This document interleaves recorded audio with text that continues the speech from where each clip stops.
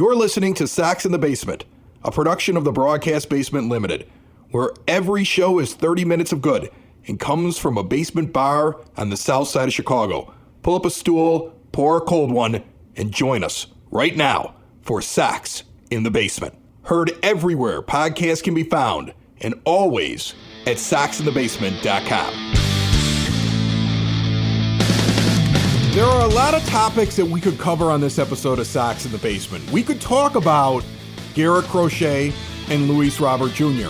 and how every national baseball writer already has him traded off of the team.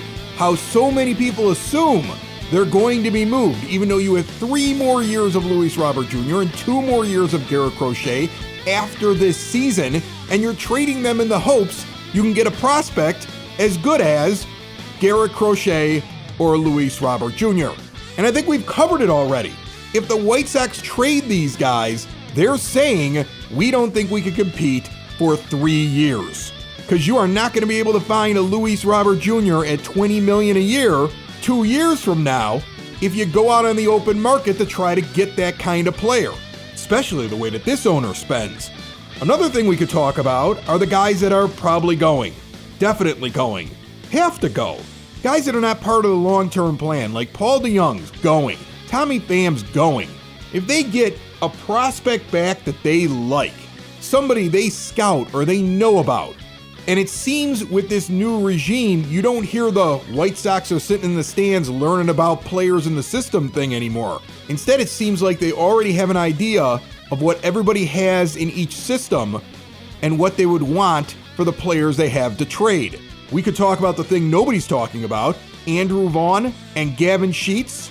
There can only be one. You cannot justify having 2 replacement-level first basemen with one of them playing out of position anymore if you intend to be a serious baseball team.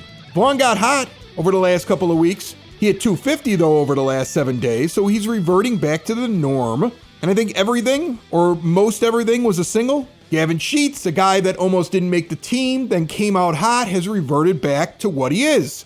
And going into Tuesday night, they're both hitting .236. And they're dead on replacement level. That's a story. One of those guys has to go. You cannot have both on your team when you start next year. So it'd be interesting to see if they could move one of them. It'd be amazing if Eloy Jimenez could stay healthy long enough so he could be traded. It'd also be great to see you out at Cork and Kerry at the Park, the official sponsor of Sox in the Basement, in the shadow of the ballpark, 33rd and Princeton. Incredible award-winning burgers, great ballpark favorites. They got the beers, the spirits, the wines, that incredible staff. You are never waiting. You are never worried about your order. You are never worried about making it into the ballpark on time. Bring the whole family, get them fed beforehand. And after the game, it's a party, win or lose. See everything they have going on at corkandkerry.com. There's a lot of things you could talk about when it comes to the White Sox in this episode of Sox in the Basement. But I think the thing that struck me the most over the last couple of days is that Tony La Russa is running the team. Kind of looking that way a little bit, isn't it? I've become convinced of it. Tony La Russa is the shadow government of the White Sox. Like the old man brought in his buddy, wanted him to manage the team. He couldn't hack it. He was too old. He couldn't travel with the team. He had health problems. Fine. He gets better. He's installed as an advisor. Chris Getz is hired internally rather than go outside and get an actual general manager who might sit there and say, "Thanks, old man, for your advice, but I'm the GM." Instead, Chris Getz gets brought in. And I think Getz has done a lot of really smart things in terms of the people that he's brought in, the Brian Bannister hire, the Barfield hire. There's a lot of things that have been changed. I'm not saying that he's not doing anything in there. Like, he's not just a puppet or a figurehead. But I do think, based upon things that have come out over the last couple of days, that Chris Getz does not get to just make a decision, especially about his manager, without the blessing and input of Tony La Russa. And, you know, we talk about what should happen with this team, and then we talk about what is happening. So let's talk a little bit about what is happening. Bob Nightingale, and he's so interesting when he puts out his weekly thing, because he'll put out a story, and then he'll put tidbits, stuff that he's hearing. And if you ever look at Bob Nightingale's tidbits, for all the things about him that may annoy some White Sox fans, especially because he is a mouthpiece for somebody high up in the organization. My theory these days is it's Jerry, maybe even Tony pushing out Jerry's narrative, but he's getting it from that high up. And Bob has shown that over time with all the little tidbits that he'll throw at the end of an article. He had a tidbit just the other day, and I'm going to read it in case you missed it.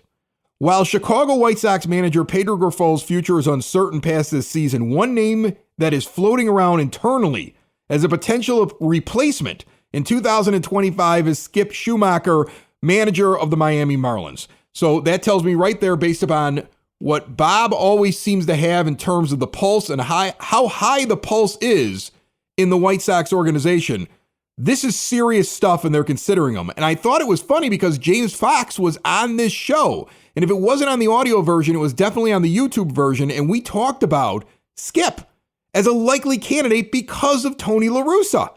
So the article goes on to say Schumaker, the reigning NL manager of the year, played 7 years in St. Louis for Tony La Russa, who will be an integral part of the decision-making process. Now that's the blurb.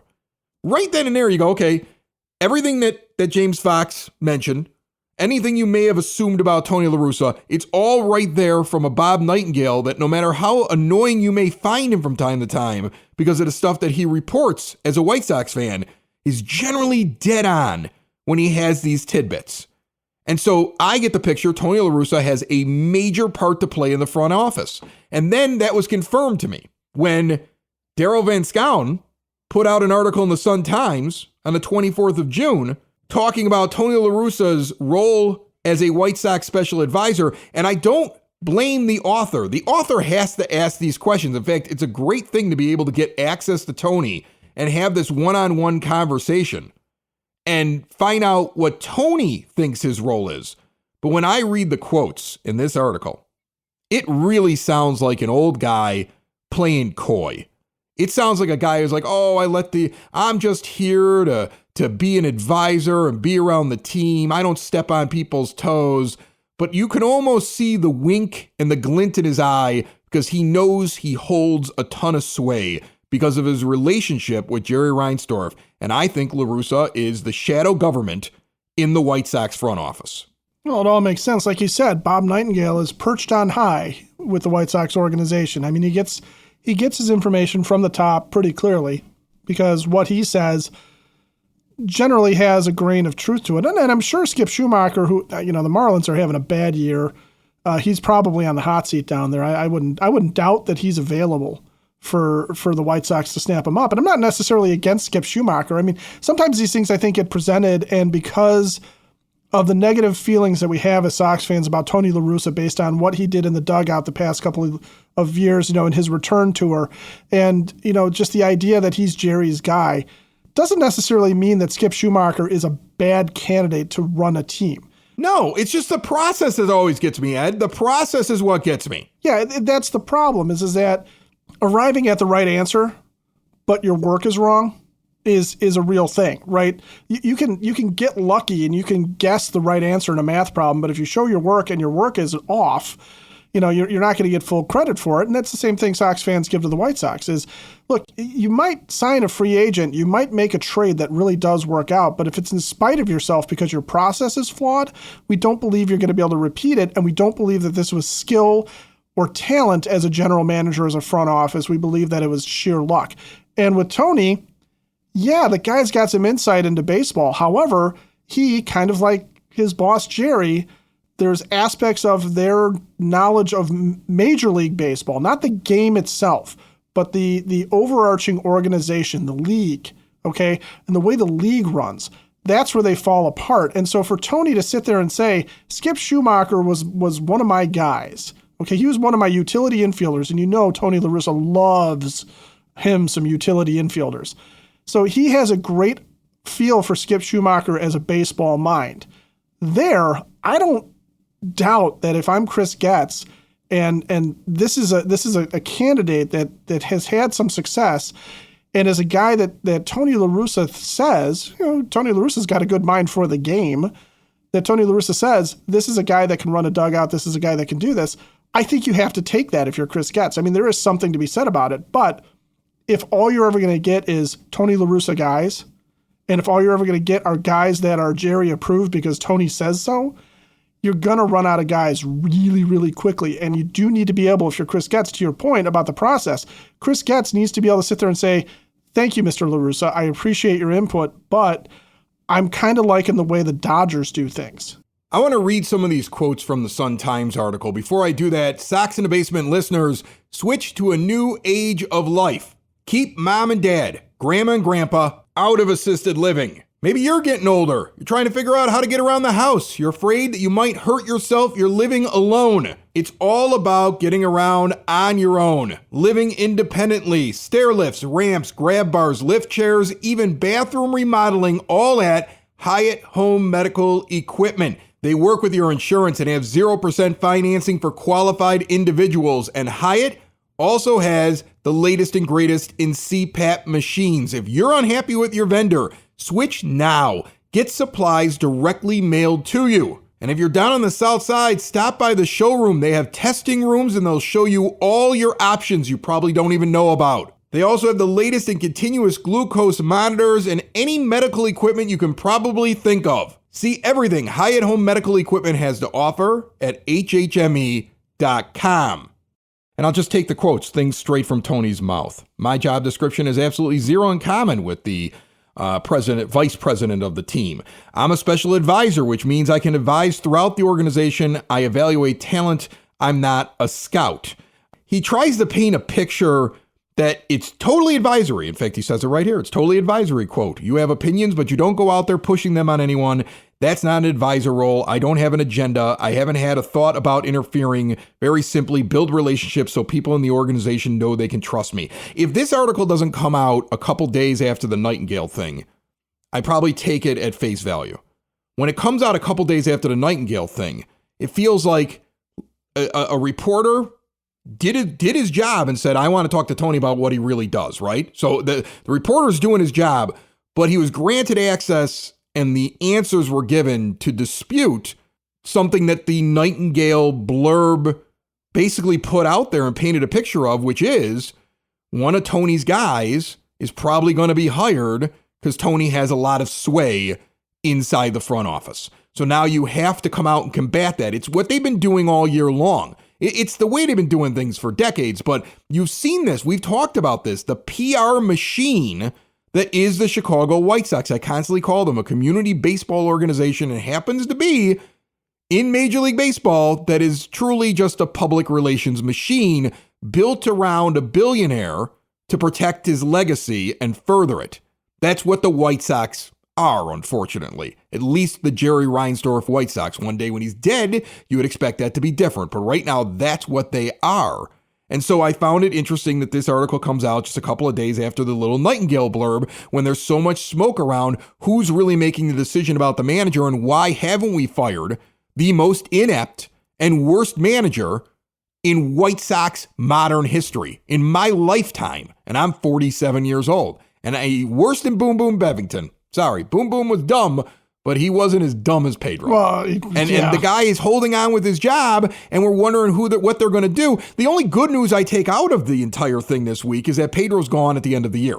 That they stubbornly are going to wait until there's 1 year left on his deal because that's a Jerry Reinsdorf policy, that he's only going to pay a guy for 1 year to sit on his couch. So we have to put up with him this year, but I know he's going to be replaced. That's the only good news that put a smile on my face when I looked at what came out this week from the organization.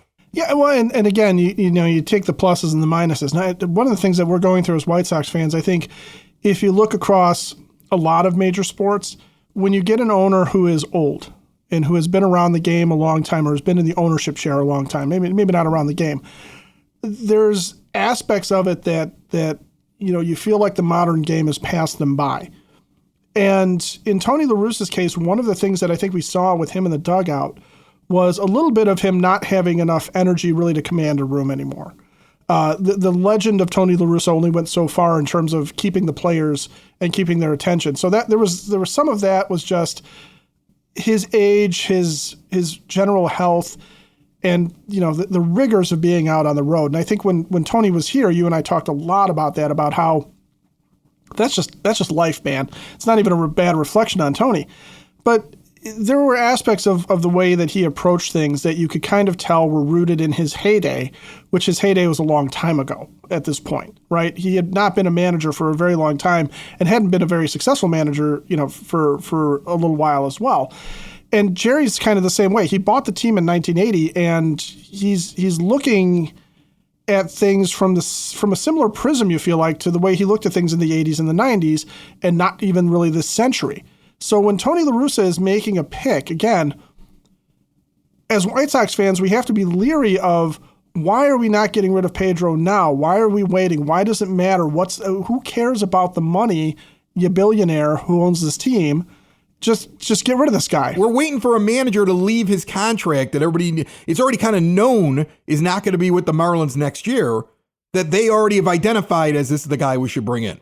I'm sure Getz gets some input, but this goes back to how we've always seen this team being run, right? Hahn and Kenny would get into a room with Jerry, and there'd be a consortium because there was never one guy who made a decision. And we're right back to that, aren't we? We're back to Getz having a plan, but Tony comes in and says, I don't know. I mean, my advice would be this. And Jerry going, I don't know. I mean, he is Tony La Russa. I mean, I made a mistake by getting rid of him back in the 80s. And then look at all he did. And I always said it was my greatest regret. So, I mean, I kind of have to listen to him. It hasn't steered us off a cliff so far, has it? Oh, wait, it has. Well, I'm still sticking with him. That's what's going on in there. And, it's that's the thing. Like, there are times where I get aggravated with the way things are working, and I don't know exactly, right? I can only use just reason, logic, reading between the lines, reading what's actually written in the lines to understand what's going on with this team. Sometimes the lines do help. Right, exactly. But I mean, I sometimes feel pity for Chris Getz. I see a guy who worked in a terrible regime, and then had to kind of bite his tongue, and then got an opportunity because he talked the guy who was in charge into letting him be the GM, but he isn't. I don't know if he's really completely in control of the team. He clearly can't get rid of his manager. It's obvious the way he disappeared for so much time, and he didn't want to talk about Pedro. And then when he finally was it seemed to me, he looked like a hostage. Suddenly he had to go sit in front of the press, and he wouldn't say anything that showed real support for his manager. But you could tell, I feel like this guy wants to get rid of him and he can't. And I wonder if he's going to have a real say in who's going to be the next manager, or if it's going to be, well, Tony thinks this is the guy and you're new, kid, and you're doing a great job, but I think Tony's got a good idea you should listen to. And that's what it feels like. And I don't even know if that's a bad thing, right? Because Schumaker's not the worst manager out there. He wouldn't be bad for the team. If you have structure around and he's just deciding, like, I'm going to play this guy, and maybe he's strong enough to look at a guy who's making $75 million over 5 years and say, you're only hitting 200 or lower, big guy. Andrew, you're down at the bottom of the order, or you're sitting next to me. And maybe you need that guy. Maybe that's the kind of manager he is. I have no idea. All right. But so I can't judge that. It's the process that concerns me. And so again, I'm happy Pedro's leaving. It seems really obvious now he's leaving. I just don't know who's really in charge of the manager search, and is it going to be the right guy? Because it really does feel like the whole thing that happened a couple years ago when it should have been AJ Hinch, and then Jerry got the idea to bring back his buddy Tony. And so where I think you're going to see that is, we know what Chris Getz's philosophy is towards team building, right? We know that he wants to, at least this is what he publicly stated, he wants a team that's going to be fundamentally sound, a team that is going to catch the ball, a team that is going to not shoot themselves in the foot, right? Pitching and defense wins championships, so to speak. But if the team starts getting built around the idea of the 3-run homer, okay, and starts getting built around the idea of, the way that we talked about when Tony was here, how he wanted to try and recreate the Oakland A's, the La Russa Oakland A's, or the La Russa Cardinals, where you do want thumpers in the middle of the lineup, and base stealing is just for the leadoff hitter and maybe the 9th place hitter. And there's not a whole lot of thought given to in the current major league game. When you have guys that can hit home runs, sometimes those guys are really poor defensively, right? And so if you've got a team of Jose Cansecos, if you want to go back to that, where Jose Canseco is the guy, if you look it up, he's the guy who was playing right field for the Texas Rangers when he allowed a home run to go off of his forehead and go over the fence. That should give you all you need to know about Jose Canseco's defense in the outfield. So if you're willing to make those compromises, as Chris Getz all of a sudden, when you said, this is going to be a fundamentally sound team, we're not going to drop the ball, We're going to catch the ball. We're not going to shoot ourselves in the foot. We're going to play good, sound baseball as a baseline, as a floor, no matter who's on the team. And all of a sudden, it's compromised to that degree where you have Gavin Sheets in right field because you're willing to sacrifice the defense for the offense over and over again. Then you know that the influence is real in that regard and where Chris Getz is completely neutered. Because I think one of the things that I would have a question about Skip Schumaker, again, he's had some success. He is an established major league manager. If he's got a good baseball brain, if he's able to command a room, these are all things that Pedro Grifol lacks. And so that's why we need to get rid of him. And he's never shown that he has them. So if Skip Schumaker is going to be at least a neutral manager, my question is Skip Schumaker a guy that is going to preach fundamentals? Is he a guy that's going to help teach young guys fundamentals and continue to reinforce those things? Is he going to bench guys for making physical errors and mental errors in the field? Is he going to be a guy that does the things that Chris Getz told us the White Sox will do? This will be the White Sox way. Or is Skip Schumaker a guy that is struggling right now in Miami because unlike last year when Jake Berger was hot and bailing him out at the end of games after he got traded there, or when he had talent that was on the field and was staying on the field and was doing well, and the Marlins have been a mess this year. They even traded one of their best hitters already. Is he a guy that's going to rely on the talent on the field? Because that was not what Chris Getz wanted necessarily. And I think that's where Chris Getz not being able to fire Pedro has stuck in his craw, because one of the problems that we've had with the 2024 White Sox is that even though on paper a bunch of their players are good defensively, they have been mentally and physically out of the game over and over again. Let's talk about a guy who's out of the game physically. Eloy Jimenez. You see him run. Yeah. You see Eloy trying to run around the bases. See that? He can't do it. You see that? You see him running around the bases, and he can't even get around the bases. This guy's done.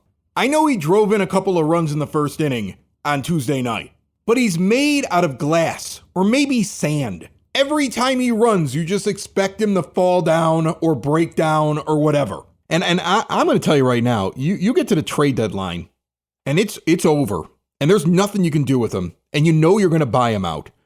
DFA him. If he can't get better, DFA him. Eloy Jimenez is over. Like right now, the only way that Eloy Jimenez gives you any reason to keep him in the lineup is if he magically heals and goes on a tear for 3 weeks, and you can convince some team to give you a bag of balls for him and essentially just take over the buyout, right? We'll give you Eloy for cash considerations to pay the $3 million we're going to pay at the end of the year to buy him out.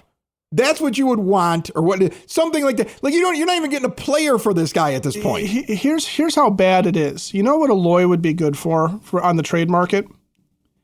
If you were willing to take a chance on a guy with a bad contract who you think could help this team. Yeah, but you don't want to do that because you have to free up as much space as possible. And it gives. I know. So you can't even do it. But that would be it. He's $3 million being bought out, and he takes up room on your roster and in your lineup that should be given to some of the younger players that you would rather give playing time to in the second half of the season. Okay? It didn't work out. There's a time and a place to just finally understand that certain guys didn't work out. Like late in the season, if you get to the trade deadline and Brian Ramos is playing really well down there, and you don't have room for Yoan Moncada if you bring him up, but it's time to get him back up here and give him another go at it, then you do the same thing with Yoan because you're buying him out as well. You're not paying him $25 million next year to be on this team. So that'll be the most interesting thing, right? It's not about wins and losses at this point. It's about building for the future. And these guys are not part of it. And you watch Eloy struggle going around the base paths, and you have to realize at this point it will never work out. And I have a friend of mine who gave me a really interesting theory as to why we see these soft tissue injuries, because he works with people who have soft tissue injuries, and he said the problem is, and you see it a lot with ball players, guys that stick around an organization year round are being taught to work on certain stretches and soft tissue exercises so that they're limber and they play the game. Because baseball is not about how big you are. It's about your physicality, how limber you are, how stretched out you are, right? And then the problem is you want to be wiry. You want to be limber. You want to be you flexible. Can't be stiff. You can't be stiff. And he said you can't be stiff. And the thing I always see is the Instagram pictures of these guys that leave the team, may go back to their home country or go work out some other part of the country, but they're away from the team facilities and they're always lifting. They're always lifting. They're always showing off their six-pack. They're all showing off their strength and things like that. And that is not what you're supposed to be. And when he said that to me, I looked at who gets the soft tissue injuries, and I'm like, well, these are guys that are not around the team for 4 or 5 months in the offseason. And some of them are the guys that I always see working in the gym. And everybody's like, oh, they look swole. But that's not what they're supposed to be. It didn't work out with this guy. He didn't have the discipline, in my opinion, to take care of a baseball body. Right. And because a lot of that work has to go in the offseason, and he wasn't around the team. He didn't spend year-round at team facilities or within reach of the team, at least as far as I can tell. And if he was, then somebody within the team failed him in terms of making sure he had a baseball body. But some of these guys just aren't going to work out, and you got to move on from them, Ed. The team failed him, and the team failed these guys who get these soft tissue injuries, especially if it's related to their off-season regimen. The team fails him because you want to go home to your home country. You want to go home to Arizona. You want to go home to somewhere that's not, Chicago. Well, then send somebody with him, right? If you're going to invest $15-20 million into a guy a year, invest like, $40,000 to send a trainer down to his place for the next 6 months to keep him on track. How much does a personal trainer cost? Get him a personal trainer. Right. Yeah, make his regimen. Get some guy a hotel or a house that you rent down there, and he's White Sox staff or White Sox approved, who goes with your $15 million guy, and you pay him what, $50K for 6 months of work to go sit down there and take care of him? Yes. Just go do that. Go get this guy. Go get Eloy Jimenez. Go get Luis Robert Jr. Go get whoever. I don't care who it is. Just everybody who's not going to be at a team facility. If you're not going to go and work out at the team facility in Arizona, then fine. If you're in California, if you're in Florida, wherever the heck you're going to be, if you're out of the country, but the White Sox should be able to afford to send members of their training staff out to help these guys and follow a regimen and make sure that they're protected on a baseball body. And like you said, if they are doing that, and these injuries keep happening to the same guys year after year after year, then you need to change the training staff because they're not being effective. That's not something where I can sit there and say, I know what I'm doing and they don't. No, it's not even that. I've just watched Eloy Jimenez during his entire White Sox career suffer injury after injury after injury. And some of them, like when he jumped to catch that home run that he had no chance of catching and ripped his pec, something like that is Eloy Jimenez not being smart with his body. Right. But then him limping around the base paths after he just got done with a hamstring injury, that's either the team's training staff or that's Eloy. One of the two. Him not following along with what it is. And either way, it doesn't matter. And think about it, Ed. This is the same thing. This is the same argument that I have when, let's say, Justin Timberlake gets pulled over, DUI, and he's worth millions upon millions of dollars. And you go, use an Uber, big guy. You can't hire a driver? Right. You cheaped out there? Like, that's where you don't cheap out, right? Like when you get a pro athlete who makes $10-20 million a year and he gets pulled over for DUI or, God forbid, is in an accident and kills somebody or paralyzes them and his whole life is over, and you're like, whoa, hold on. You could have Ubered. You could probably hire a guy to drive you around. People make less money than you and they make that decision. What are you doing? It's the same thing with the White Sox. Look at the money and time and effort you invested. And it seems like you couldn't just spend that little bit extra to make sure that you were keeping track of these guys and that you were working on those specific things. That's how I'll always view this time period in White Sox history. Right. Is and it goes back to the root cause of all problems. The root cause of all problems is Jerry Reinsdorf. And the idea that you had people who had an idea, whether they were right or wrong, whether or not they saw it all the way through, but somewhere along the line, there's always a disconnect between the person who should be the central decision maker and then the guy who's spending the money, and somehow just a little bit doesn't get spent, or they miss on something they were right there, it was there for the taking, it was the next logical move, and too many cooks get into the kitchen, or the old man cheaps out. And then we're right back to what we started with. Tony La Russa, reportedly with influence over a manager, when it should be Chris Getz's guy, because he's the new GM, and he's trying to craft something. It's the White Sox way, Ed. Sox in the basement. Sox in the basement. Socks in the Basement. Socks in the Basement. Heard everywhere podcasts can be found, and always on socksinthebasement.com.